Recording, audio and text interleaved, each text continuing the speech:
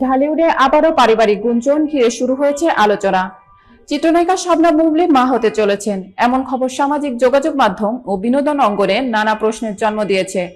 একই সঙ্গে আলোচনায় উঠে এসেছে আরেকটি বিষয়, এই সন্তানের বাবা কি ঢালিউড কিং শাকিব খান? এই গুঞ্জনের প্রেক্ষিতে ভক্তদের কৌতূহল গিয়ে পৌঁছায় শাকিব খানের সাবেক স্ত্রী ও চিত্রনায়িকা অপু বিশ্বাসের কাছে। সম্প্রতি একটি অনুষ্ঠানে অংশ নেওয়ার পর গণমাধ্যমের মুখোমুখি হন তিনি। সাংবাদিকরা এ সময় বুবলীকে ঘিরে চলমান গুঞ্জন এবং শাকিব খান আবার বাবা হতে চলেছেন কিনা এমন প্রশ্ন করেন। প্রশ্ন শুনে বিস্ময় প্রকাশ করে অপু বিশ্বাস বলেন তিনি এ বিষয়ে কিছুই জানেন না। তিনি বলেন বিষয়টি তার কাছে নতুন এবং কি হচ্ছে তা সম্পর্কে তিনি অবগত নন। সাংবাদিকদের উদ্দেশ্যে তিনি মন্তব্য করেন, যেহেতু গণমাধ্যম কর্মীরা সব জায়গায় যেতে পারেন, তাই তারাই বরং বিষয়টি ভালোভাবে জানতে পারবেন।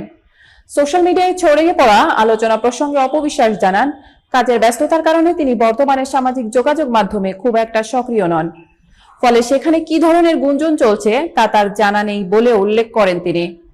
ব্যক্তিগত বিষয় নিয়ে মন্তব্য করার বিষয়ে নিজের অবস্থান স্পষ্ট করে অপু বিশ্বাস বলেন, একজন সেলিব্রিটির কাজের পাশাপাশি ব্যক্তিগত জীবন নিয়েও মানুষের আগ্রহ থাকে, এটাই স্বাভাবিক। তবে তিনি কখনোই অন্য কারো ব্যক্তিগত বিষয় নিয়ে মন্তব্য করতে পছন্দ করেন না। এ সময় শাকিব খানের প্রতি তিনি কৃতজ্ঞতা প্রকাশ করে অপু বিশ্বাস বলেন, তার ক্যারিয়ারের সবচেয়ে বেশি সাপোর্ট দিয়েছেন শাকিব খান। পাশাপাশি পরিচালক, প্রযোজক ও সহশিল্পীদের অবদানও স্মরণ করেন তিনি। কাজ ছাড়া অন্য কোনো বিষয় নিয়ে কথা বলার প্রয়োজন তিনি অনুভব করেন না বলেও জানান। উল্লেখ্য, 2008 সালে গোপনে বিয়ে করেন শাকিব খান ও অপু বিশ্বাস।